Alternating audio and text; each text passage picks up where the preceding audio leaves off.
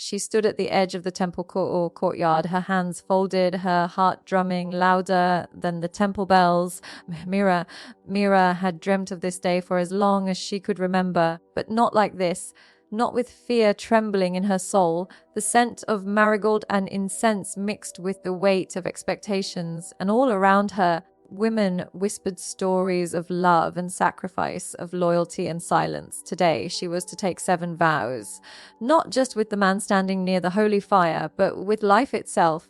In her childhood, Meera had often draped her mother's red dupatta over her head, pretending to be a bride. She would look into the cracked mirror in their one-room home and imagine her groom waiting with a smile, just like in the movie. Her mother would watch her eyes, tired yet soft, and say, Shadi tawi kanaya janam hota hai, Meera ik arak aslai rup tabi abata.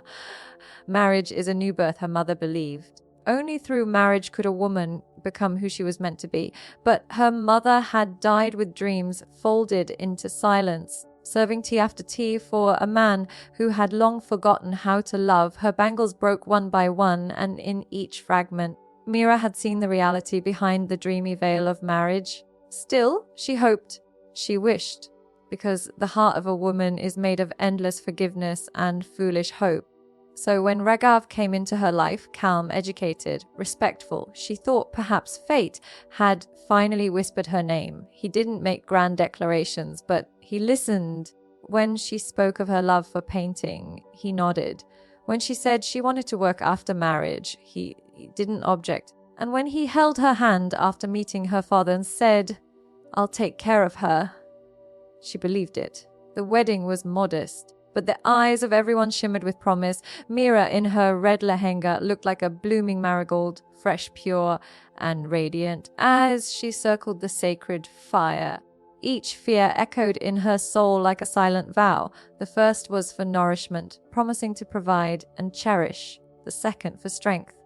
The third was for wealth and prosperity. The fourth for family. The fifth for progeny. The sixth for health and long life.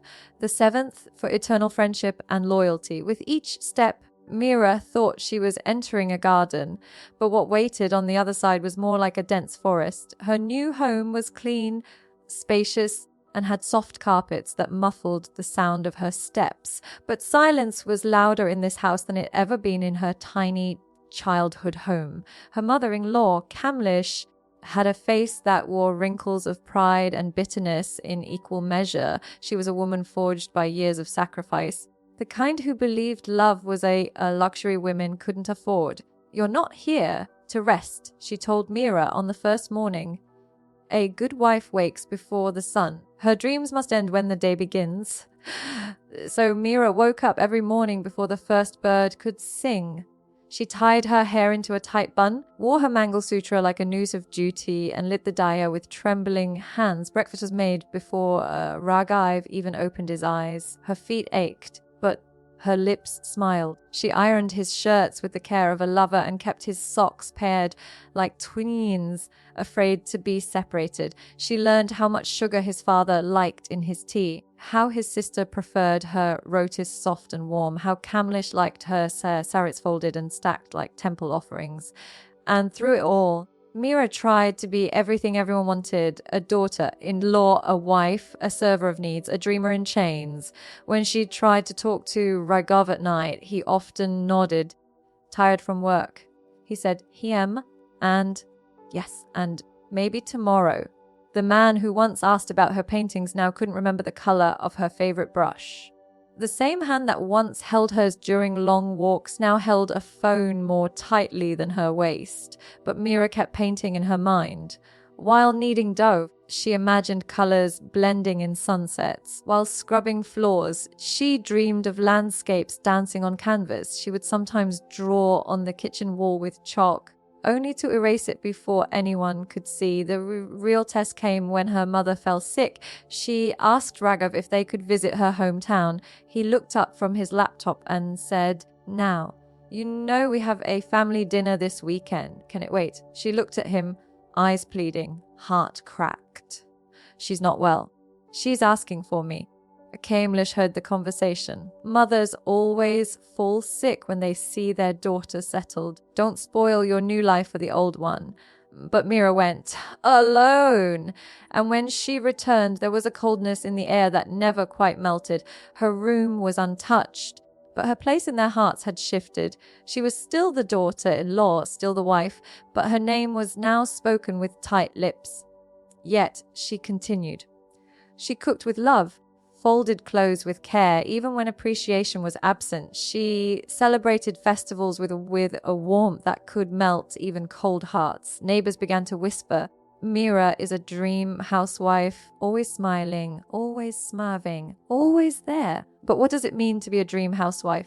Does it mean to erase yourself for the sake of others, to silence your laughter when the in-laws are around, to smile even when your soul is tired, to cook with an empty stomach, so the family never feels a pinch of hunger?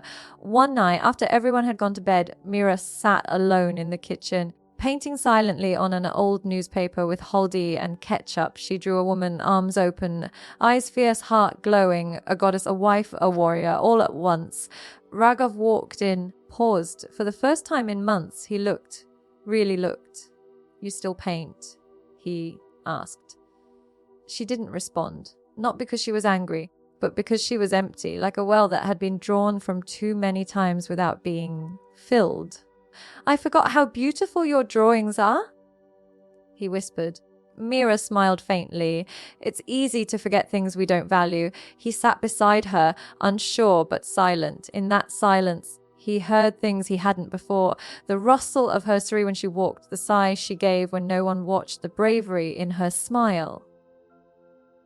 I've been unfair, he said. She looked at him, eyes gentle but tired. It's not about being fair. It's about being seen.